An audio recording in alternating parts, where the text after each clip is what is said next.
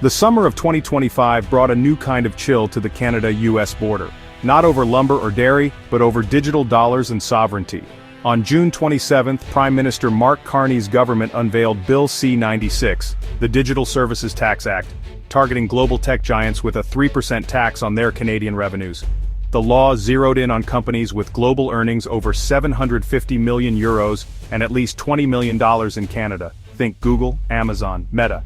Ottawa argued it was time these firms paid their fair share, projecting $4.1 billion in new revenue to fund Canada's AI Innovation Fund.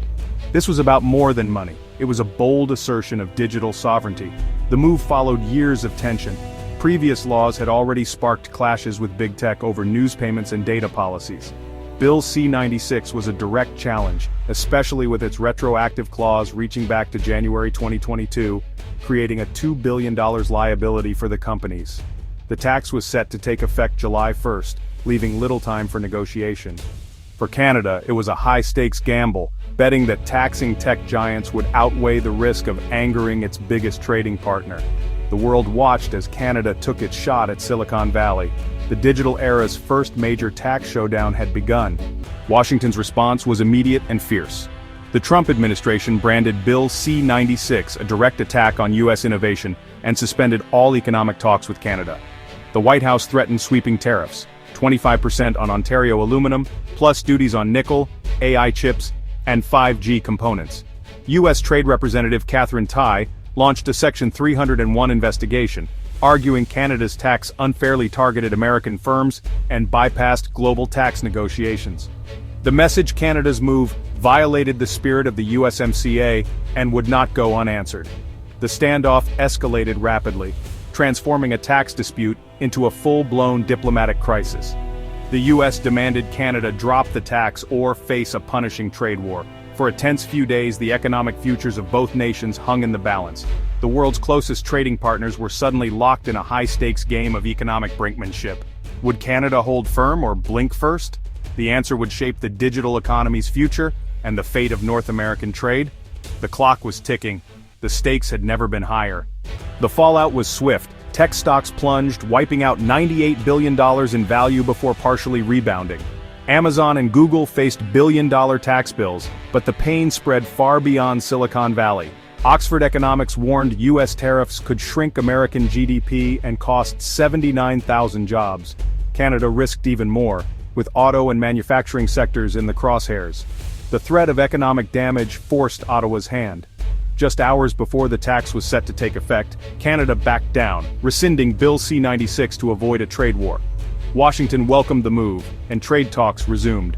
The episode was a stark lesson in economic interdependence. One country's policy could trigger chaos across the border. The crisis was over, but the scars remained. Both nations were reminded how fragile their partnership could be. The digital tax gambit had failed, but the questions it raised lingered. The world had witnessed just how quickly digital policy could spark a global crisis. The uneasy peace held, for now.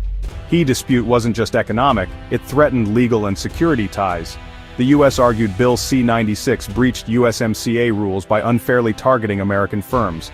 Canada insisted it was a sovereign tax, but a legal showdown loomed, with dispute panels and even international courts in play. Tensions spilled into defense. Ottawa hinted it might ditch the US-made F-35 fighter jet, threatening military cooperation and NORAD modernization. The Pentagon took notice. Shared security was suddenly at risk. The episode showed how a tax fight could endanger the very foundations of the North American alliance. Economic disputes, it turned out, could have far-reaching consequences. In Canada, taxing big tech was popular, at first. Many saw it as overdue justice, but business groups and the opposition warned of economic blowback and higher costs for consumers. When Ottawa reversed course, Canadians were split relief at avoiding tariffs, disappointment at abandoning tax fairness. In the U.S., Trump's hardline stance rallied his base and tech allies, but exporters and farmers feared another trade war. The episode exposed deep divisions in both countries, between economic nationalism and the realities of global interdependence. The digital tax fight became a mirror, reflecting each nation's anxieties about fairness, sovereignty, and the cost of confrontation. The debate was far from settled. The digital age had redrawn the battle lines. This wasn't just a spat over a 3% tax, It was a warning shot for the digital century. The core question: how do you tax a borderless digital economy? Canada's move showed the frustration with slow global reforms. America's response showed the risks of going it alone. The clash revealed how digital sovereignty and international trade are now inseparable. The crisis ended, but the world saw how quickly digital disputes could threaten alliances and economies. As technology reshapes power, more showdowns are inevitable. The future of trade, taxation, and even security will be decided at these digital crossroads. The next battle may be just a click away. Even after the dust settled, the digital tax debate between Canada and the US is far from over. Behind closed doors, negotiators continue to wrestle with the complexities of taxing global tech giants. Canada stands firm, insisting that digital businesses must contribute their fair share to the economies they profit from. Meanwhile, the US warns that unilateral moves could spiral into wider trade wars, hurting jobs and investment on both sides of the border.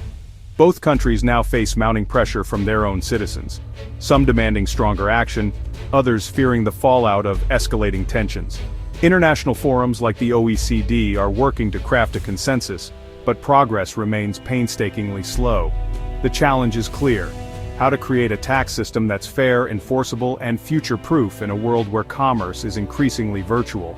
For now, the digital tax remains a symbol of a deeper struggle, balancing national interests with global cooperation in the digital age. The outcome of this debate will shape not just the fortunes of tech giants, but the very rules underpinning the world economy. As Canada and the United States lock horns over digital taxation, the world watches closely. Across Europe, policymakers see echoes of their own battles with tech giants. Countries like France, Germany, and the United Kingdom have already experimented with digital service taxes. Some quietly cheering Canada's boldness, others wary of reigniting trade disputes with the US. In the Asia-Pacific region, governments are weighing their options. For emerging markets, the standoff highlights both opportunity and risk. Some see a chance to demand more from multinational tech firms, while others fear retaliation or the loss of vital investment. At the OECD, officials redouble their efforts to broker a global agreement, anxious that a patchwork of national taxes could fracture the digital economy. Meanwhile, business groups and digital rights advocates add their voices, warning that inconsistent rules might stifle innovation or limit access to technology. Ultimately, the Canada-US conflict has become a catalyst for a wider reckoning. Governments everywhere must now confront the same question: in a world without borders for data, who gets to tax, and how? The outcome will set a precedent, not just for North America, but for the future of digital commerce worldwide. As the dust settles on the current standoff, the world faces a crossroads. Will countries continue down the path of unilateral digital taxes, risking a spiral of trade disputes and economic fragmentation? Or can a new spirit of cooperation prevail, leading to a harmonized approach that balances fairness with innovation? Experts suggest several possible futures. One scenario sees a breakthrough at the OECD, where a global pact sets clear rules for digital taxation, reducing the risk of retaliation and providing certainty for businesses. In another, regional blocs like the European Union or Asia-Pacific nations establish their own frameworks, creating competing standards that tech giants must navigate. Alternatively, the impasse could linger, with countries imposing and countering digital taxes in an ongoing tit-for-tat, leaving smaller economies and consumers caught in the crossfire. What's clear is that the digital economy is here to stay, and the question of how to tax it won't disappear. The choices made in the coming months and years will shape not only the fortunes of tech companies and national budgets, but also the very fabric of global commerce. Canada's gamble may well inspire a new era of dialogue or deepen existing divides.